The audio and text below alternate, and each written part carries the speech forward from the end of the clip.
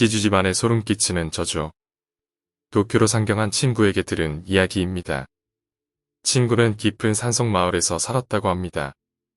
그 마을에서는 지주 집안이 권력을 잡고 있어 일부에서는 숭배받았다고 합니다. 당시 친구는 그 집안이 비정상적이라고 생각했다고 합니다. 너무나도 완벽했기 때문이었습니다. 친구는 자신이 겪은 이야기를 들려주었습니다. 친구네 집은 마을에서 평균보다 조금 괜찮은 정도의 위치였다고 합니다. 마을 노인들은 누구나 지주 집안을 숭상했습니다. 당시만 해도 친구가 말하기 마음에 안 들지만 저 녀석들은 다들 상당히 실력이 있어.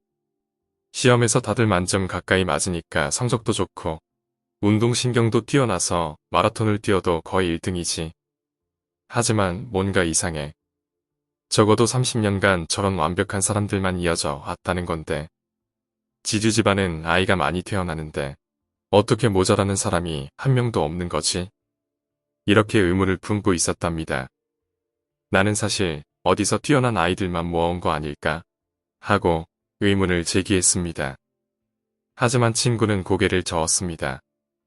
아니, 지주 집안에서는 아이가 태어나면 반드시 작게나마 잔치를 벌여. 확실히 20살쯤 돼서 도시로 나가는 사람도 있지만 그 사람들도 연말연시에는 다들 귀성을 하거든. 오히려 집에 남아있는 녀석들이 더 이상했어. 거의 얼굴도 비추지 않고 연말연시에도 그늘 사이에서 슬쩍 보이는 정도였으니까 집안에서 마을과 관련된 중요한 일들을 맡아보는 사람들일 텐데 아무리 봐도 정작 마을을 떠난 사람들보다 무능해 보인단 말이지. 나는 그것을 봐버리고 말았지만 말이야. 친구의 표정이 갑자기 어두워지더니 한숨을 푹 내쉬었습니다. 마치 기억하고 싶지 않은 것을 떠올린 듯한 표정이었습니다. 친구는 천천히 말하기 시작했습니다. 지주 집안에서 죽은 사람이 나와서 장례식을 치르던 날이었지. 나는 아직 미성년자였지만 술을 얻어마셨다가 골아떨어지고 말았지. 그래서 그 집에 하룻밤 묵게 됐는데 밤중에 문득 잠이 깨서 화장실에 갔어. 지주네 집은 넓고 어두웠습니다. 친구는 처음 오는 집인데다 술 기운도 남아있었던 탓에 길을 잃고 말았다고 합니다. 화장실이 어딘지 도저히 모르겠어서 왔던 길을 되돌아가려는데 길 쪽에서 터벅터벅하고 발소리가 들렸습니다. 아니, 발소리라기에는 걷고 있는 게 아닌 것 같았습니다. 뭐라고 할까? 튀어오르고 있는 것 같은 소리랄까? 그게 점점 다가오고 있었답니다. 소리가 가까워지면서 무언가를 끄는 듯한 소리도 들려오기 시작했습니다. 무서워진 친구는 가까이 있던 벽장에 들어가 문틈으로 바깥을 살폈습니다.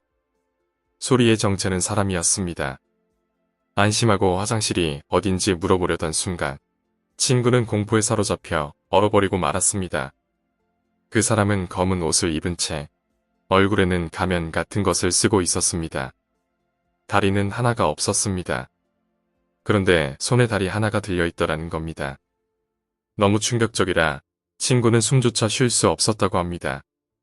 하지만 그 덕인지 검은 옷을 입은 것은 친구를 알아차리지 못했습니다.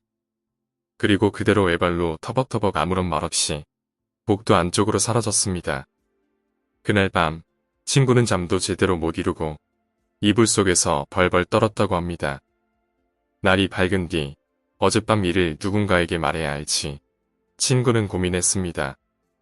결국 호기심이 통해 지준의 집에서 가장 믿을 수 있는 사람에게 털어놓았다고 합니다. 그 사람은 정말이냐? 조금 기다려다요 라고 말한 뒤 집 안으로 뛰어들어가서는 5분 정도 있다 돌아왔습니다. 미안하구나. 결국 그걸 봐버렸구나. 가능하면 잊어줬으면 좋겠지만 직접 그걸 봐버렸으니 그것도 무리겠지. 오늘은 그만 돌아가거라. 다음에 이야기하겠지만 트라우마는 적을수록 좋을 테니. 이틀 뒤 그 사람에게서 들은 이야기는 믿을 수 없는 것이었습니다. 그 검은 옷을 입은 것은 대대로 지주 집안에 씌어있는 귀신이라는 것입니다. 그 녀석이 홀로 무언가를 하는 것은 아니지만 어느 조건에 맞는 사람에게 씌어서 어느 조건에 맞는 사람에게 무언가를 한다고 합니다. 그 조건에 대해서는 듣지 못했지만 상상하기 어렵지 않았습니다. 귀신은 집안에 나고자 에게 씌이는 거겠죠. 그리고 나고자 후보에게 나고자의 낙인을 찍는 겁니다. 나고의 조건은 스펙이 모자라는 사람이죠. 그들에게 검은 옷을 입은 놈이 낙인을 찍어버리는 겁니다. 그 탓에 지주 집안 사람들은 모두 우수했던 겁니다. 다들 필사적으로 노력했겠죠. 살아남은 사람들은 집을 떠나고 낙오당한 이들은 집에 남게 됩니다. 집에서 도망친 사람들과 낙인을 찍혀 집에서 도망치지 못한 사람들. 낙오자들은 집안에 숨겨진 존재가 되는 것입니다.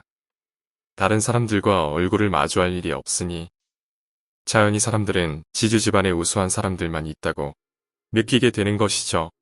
마을 노인들은 다들 알고 있다고 하더라고 친구는 덧붙였습니다. 나는 그걸 다른 사람한테 말해도 괜찮은 거야? 하고 물었습니다. 말하더라도 그걸 보지 않은 사람은 못 믿겠지. 게다가 지주 집안은 여기저기 연줄이 다 있어. 지방선거도 지주 집안에서 밀어주는 사람이 무조건 당선되고 말이지. 얼마 전에 나고자 후보로 보이던 놈 중 하나가 죽었어. 젊었으니까 아마 정신이 나갔던 거 아닐까. 말해준 사람도 얼굴이 상처투성이었으니까. 나라도 엘리트에서 나고당해 외톨이 신세가 되면 정신줄을 놓을 것 같아. 게다가 그 집 동쪽에는 아무도 못 가는데 가끔씩 작게 비명이 들려오니까 그걸로 모두 연결이 되더라고. 우리 반에 지주 집안 셋째 아들이 있었는데 마라톤을 죽어라 뛰고 나서 쓰러져서 구급차에 실려갔던 적이 있었어. 왜 그렇게까지 필사적이었는지 그때는 몰랐는데 이제는 알 것 같아. 친구는 그 후에도 그 집안의 무용담 비슷한 이야기를 줄줄이 늘어놨습니다. 스스로는 마음에 들지 않는다고 했지만 그 말투는 마치 그 집안을 숭상하는 것처럼 들렸습니다. 자신도 모르는 사이 내적으로 우러러보게 되는 카리스마가 있는 건지 아니면 영적으로 세뇌당한 것일지 내기는 어쩐지 후자인 것처럼 느껴집니다. 실제로 친구는 지금까지도 지주 집안과 교류가 있어 매번 많은 도움만 받고 있다라고 말할 정도입니다. 무엇보다도 친구가 말할 때 낙오당한 사람과 그렇지 않은 사람에 대한 태도가 완전히 다릅니다. 그걸 본 순간부터 그 사람들을 보는 눈이 달라졌어. 라고 말하며 웃는 친구를 보고 있자니 그 순간 친구 역시 귀신에 씌인 것은 아닐까 싶은 생각이 들어 소름이 끼치더랍니다.